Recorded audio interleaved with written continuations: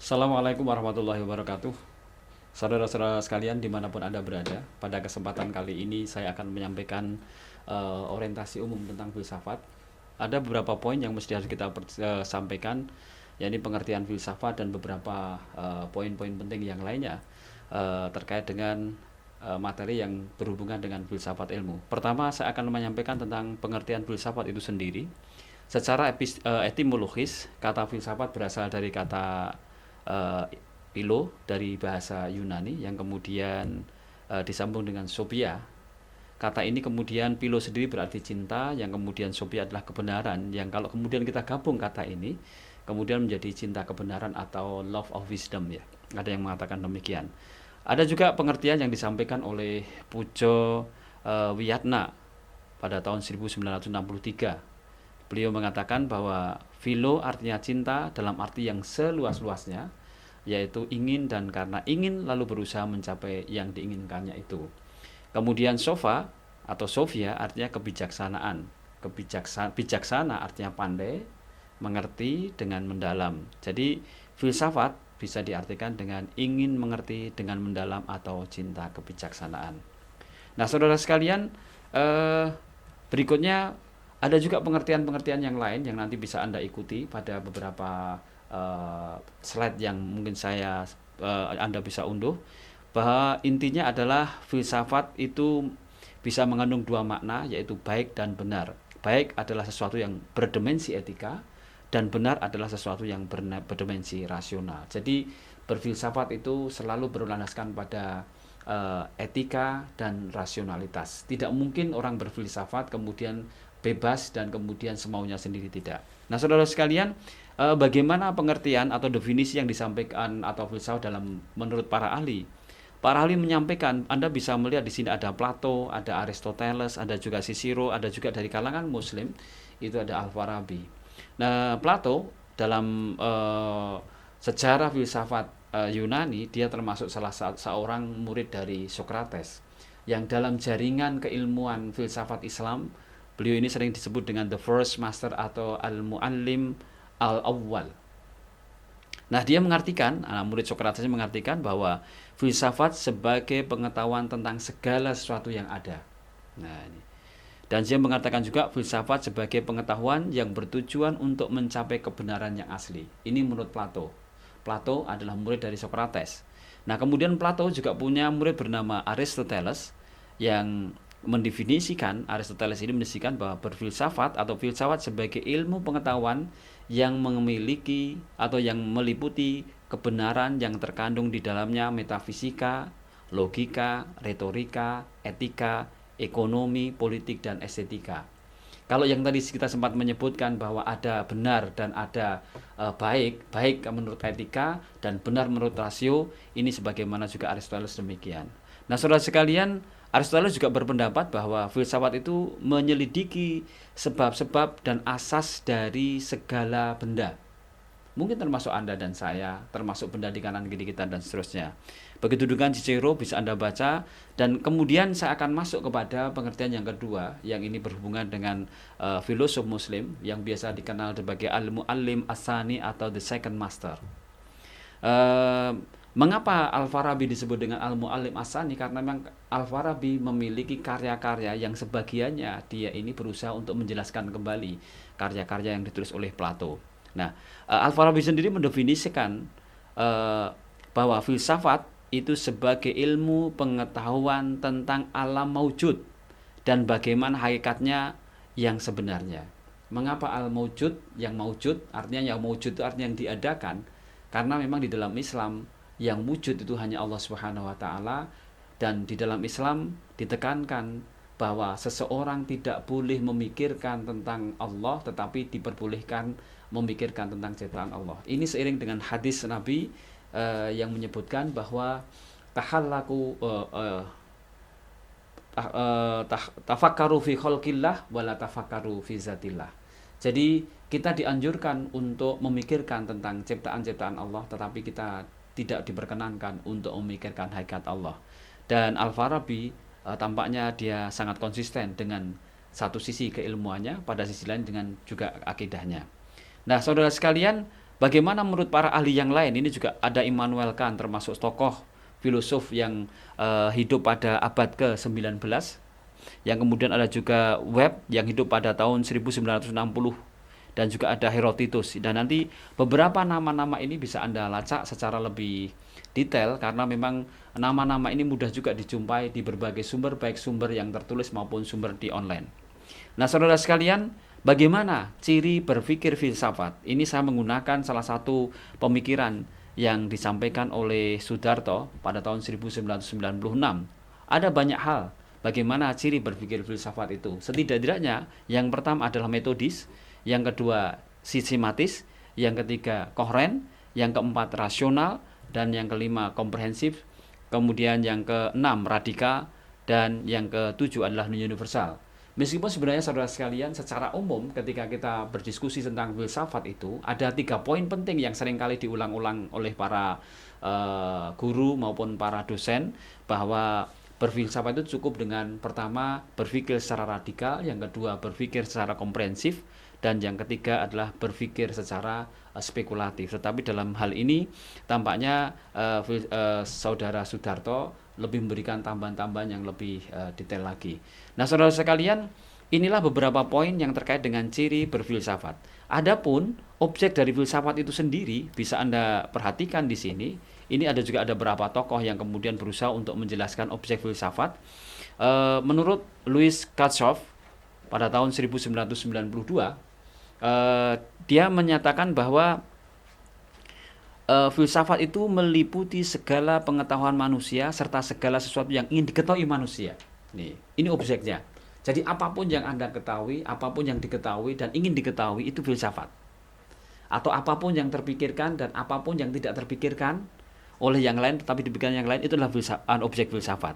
Nah, setelah saya akan menjelaskan sebagaimana yang disampaikan oleh Evin pada tahun 1962, yang dia tulis dalam bukunya yang berjudul Fundamental Questions of Philosophy. Dia menyatakan bahwa objek filsafat itu satu, kebenaran, yang kedua materi, yang ketiga tentang mind, yang keempat tentang relasi atau hubungan antara materi dan pikiran, dan kemudian yang kelima space and time atau ruang dan waktu, yang keenam adalah cause atau sebab-sebab, yang keenam yang ketujuh adalah freedom, yang kedelapan adalah monism versus pluralisme, dan yang terakhir adalah Tuhan. Ini beberapa hal yang menjadi objek filsafat, dan oleh karena itu sekiranya di antara saudara-saudara sekalian kemudian menjumpai sejumlah kalangan masyarakat berpikir tentang mempertanyakan tentang hakikat Tuhan, mempertanyakan tentang sesuatu yang sifatnya doktrin-doktrin, itu bagian dari berfilsafat. Tetapi lagi-lagi kita harus merujuk kepada pikiran yang tadi disampaikan oleh Sudarto tadi, bahwa harus ada hal yang sifatnya rasional, kemudian komprehensif dan spekulatif. Kemudian saudara sekalian, bagaimana sistematika di dalam filsafat?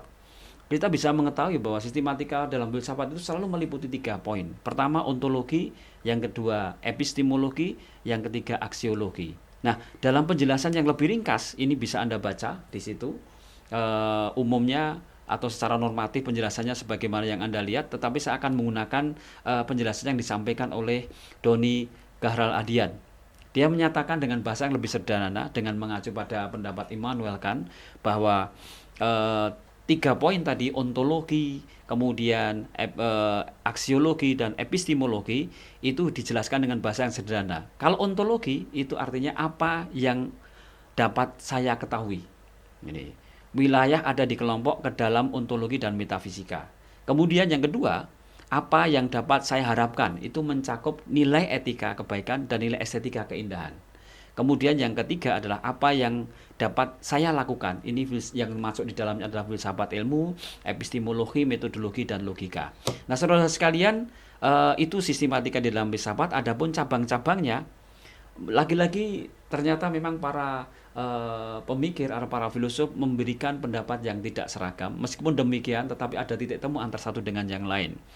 Lagi-lagi ketika kita mendiskusikan tentang masalah filsafat, itu kita mesti harus merujuk kepada filsafat Yunani, Plato, Aristoteles, kalau dalam Islam itu Al-Farabi. Nah, menurut Plato sendiri, saudara sekalian, cabang-cabang filsafat itu ada dialektika, ada fisika, ada etika. Adapun menurut Aristoteles itu ada logika, ada filsafat teoritis, ada filsafat praktis, dan ada poetika. Nah, begitu juga dengan Al-Farabi. Al-Farabi itu menjelaskan tentang filsafat teoritis dan filsafat praktis.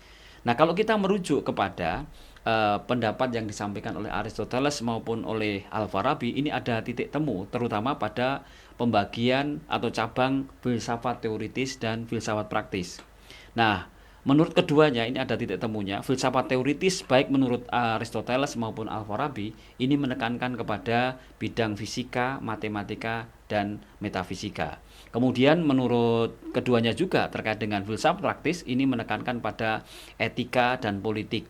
Sementara menurut Aristoteles ada tambahan satu lagi kaitannya dengan ekonomi. Mengapa demikian?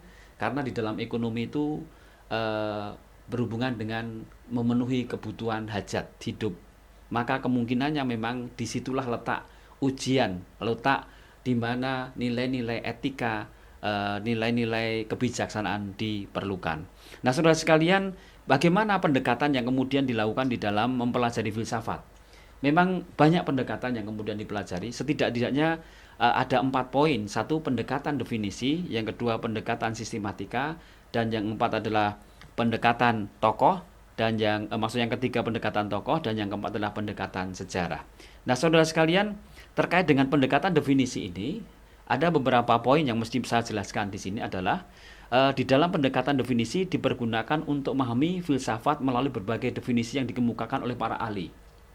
Jadi biasanya kalau dalam istilahnya itu ada makna etimologi, baru kemudian berkembang menjadi makna terminologi dan seterusnya.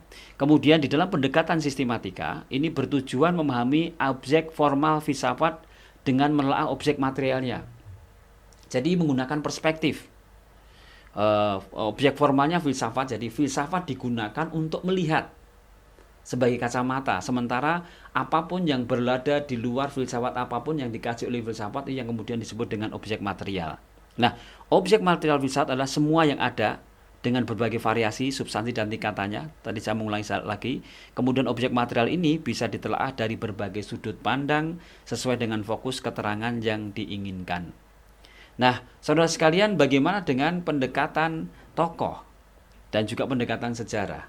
Di sini dijelaskan bahwa pendekatan tokoh untuk memahami pemikiran para tokoh itu yang utama. Pada umumnya para filosof jarang membahas secara tuntas seluruh wilayah filsafat. Seorang filosof biasanya mempunyai fokus utama dalam pemikiran filsafatnya. Nah, dalam pendekatan ini seseorang mencoba mendalami filsafat melalui penelaahan pada pemikiran-pemikiran yang dikemukakan oleh para filosof yang terkadang mempunyai kekhasan tersendiri sehingga membentuk suatu aliran filsafat tertentu. Dari sebagaimana yang tadi kita sampaikan di awal, ada Plato, ada Aristoteles, ada Cicero, ada juga Al-Farabi. Meskipun masing-masing mereka sama-sama sebagai filosof, tetapi mereka juga memiliki beberapa poin yang satu sama lain ada titik perbedaan. Nah, kemudian juga pendekatan sejarah, yaitu berusaha memahami filsafat dengan melihat aspek sejarah dan perkembangan pemikiran filsafat dari waktu ke waktu, dengan melihat kecenderungan umum sesuai dengan semangat zamannya. Saudara sekalian, bahwa kemunculan istilah-istilah yang ada di zaman sekarang, misalnya 4.0 ataupun 3.0, 2.0 dan seterusnya, atau kemudian munculnya istilah-istilah yang berkembang kira-kira dalam dekade 20, 40, 60 atau 80 tahun yang lalu, itu senantiasa dipengaruhi oleh semangat zamannya. Anda bisa perhatikan bagaimana kemunculan istilah feminisme misalnya, kemudian istilah gender, misalnya juga kemunculan istilah hak asasi manusia. Itu di masa-masa sebelumnya sempat tidak menjadi booming, tapi pada masa berikutnya menjadi booming dan bahkan kemudian menjadi semacam kajian tersendiri. Nah, saudara sekalian, kemudian yang berikutnya terkait dengan sudut pandang terhadap filsafat itu sendiri. Ada yang mengatakan bahwa filsafat itu sebagai metode berpikir. Philosophy as a method of thought.